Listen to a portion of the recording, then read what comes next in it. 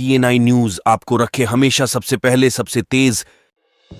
Jaunpur police को मिली बड़ी सफलता, 3 इंटरनेशनल मोबाइल चोर हुए गिरफ्तार। बता दें कि जनपद जौनपुर के थाना कोतवाली पुलिस टीम द्वारा 3 अंतर्राष्ट्रीय शातिर चोरों को चोरी के मोबाइल व चोरी करने के उपकरणों के साथ गिरफ्तार किया गया है। ओलनगंज स्थित रवि कम्युनिकेशन मोबाइल शॉप से शटर को काटकर मोबाइल चोरी करने का मामला सामने आया था। बताते चले कि इस गैंग के लोग नेपाल, हरियाणा, दिल्ली, उत्तर प्रदेश, बिहार में गैंग बनाकर बड़ी चोरी की घटनाओं को अंजाम देते थे। घटना के संबंध में SP सिटी आयुष श्रीवास्तव ने पूरे मामले का किया अनावरण।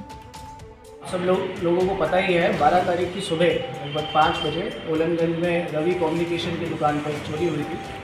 ये चोरी के बारे में जब हमें पता चला तो हमने इस पर मुकदमा पंजीकृत किया और CCTV का अवलोकन किया तो हमने पाया कि 5 लोगों द्वारा एक स्पेसिफिक मोडस ऑपरेंडी को यूज़ करते हुए, जिसमें एक कटर का यूज़ हो रहा है, चादर से दुकान को छुपा के चोरी करने का प्रयास किया गया।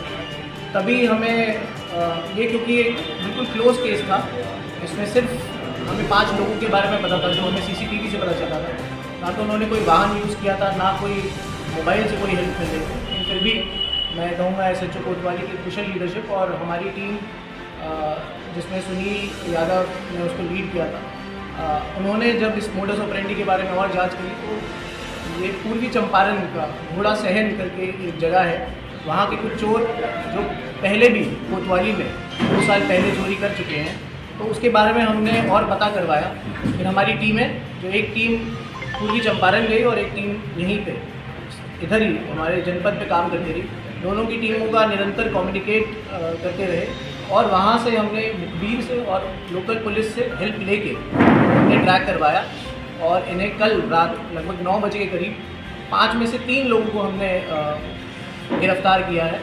और जो 46 मोबाइल चोरी हुए थे, क्योंकि एंड्रॉयड थे, वीवो, ओप्पो, सैमसंग, डिफरेंट, उनमें से 15 मोबाइल हमारे बरामद हुए हैं और 3 जो अपराधी अज्ञात थे उस टाइम पे, उनको हमने हिरासत में लिया था। बाकी 2 को हम कोशिश कर रहे हैं जल्द ही हिरासत में लिए, और जितने बचे हुए मोबाइल हैं उनकी भी बरामदगी जल्द से जल्द होगी, जिसके लिए मैं SHO कोतवाली और हमारी टीम, जिसको लीड किया सुनील यादव ने, उनको ढेर सारी बधाई देता हूँ, जिनकी कुशल कार्य की वजह से ये ब्लाइंड केस खुल पाया और हमने हिरासत में अपराधियों को लिया।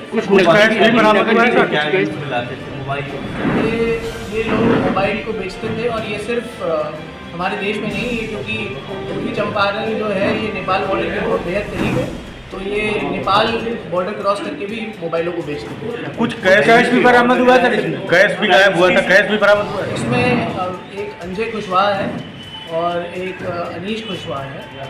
ये पहले भी क्राइम कर चुके हैं और इन लोगों की टीम सिर्फ यूपी में नहीं, सिर्फ बिहार में नहीं, ये हरियाणा, दिल्ली और नेपाल में भी चोरी करती आ रही है। इसमें अंजय कुशवाहा को तो 4 साल नेपाल में सज़ा मिल चुकी है और अभी हरियाणा की पुलिस ने भी कुछ साल पहले अंजय कुशवाहा को अरेस्ट किया था।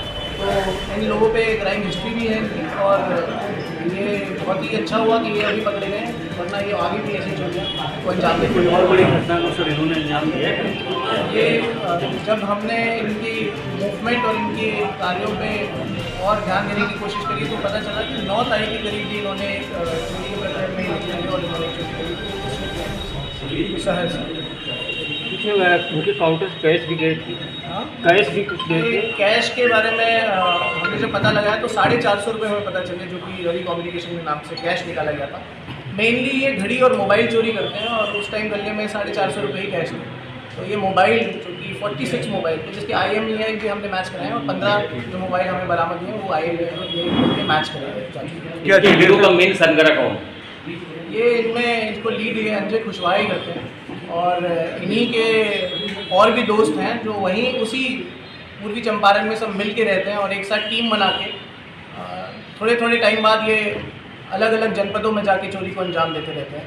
तो अंजय कुशवाहा को हमने इससे पूछताछ करी तो इसने पूरी अपनी बताया कि कैसे एक गोविंद नाम का लड़का है, उसके साथ इन्होंने पूरी प्लानिंग करी थी और इस स्टोरी की प्लानिंग करके इसको अंजाम दिया। क्या कोई लोकल इन्वॉल्वमेंट या तरीके किस टाइप से? अभी तक हमें कोई भी लोकल इन्वॉल्वमेंट नहीं मिली, लेकिन हम इसकी तफ्तीश आगे भी जारी रखेंगे। अगर कोई लोकल इन्वॉल्वमेंट मिलेगी तो उसको तभी सज़ा दिया जाएगा, क्योंकि अगर कोई लोकल इन्वॉल्वमेंट है तो हमारे लिए बहुत खतरे का साइन है। और इसको जल्द से जल्द अरेस्ट किया जाएगा। बट अभी तक हमें ये पूर्वी चंपारण के 5 लोग ही पता चले जिन्होंने ऐसा किया। ये लोग कैसे टारगेट सेट करते थे सर?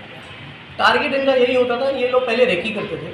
अब जैसे इसमें गोविंद ने पहले इस एरिया की रेकी कर रखी और पता लगाते थे कि ये एरिया में, क्योंकि इनके पास शटर को कट करने का एक कटर है जो यहाँ पे रखा हुआ है, जिसको ये देखते थे और ये उसी तरह प्लान बनाते थे कि इस एरिया में या कोई नई मोबाइल की दुकान खुली है या कहीं मोबाइल काफ़ी महंगे मोबाइल बहुत सारे रखे हैं, तो उसी के हिसाब से ये प्लान बनाते थे। पहले रेकी करते थे, फिर उस एरिया में आते थे और एक दिन पहले प्लान करके रात में निकलते थे। और ऐसा नहीं है कि एक ही दुकान में जाके रहते थे, ये ट्राई करते रहते थे डिफरेंट शटर को काटने, और जिसमें ये सफल होते थे उसके सारा सामान को बैग में भर के तभी वहाँ से चल जाता था।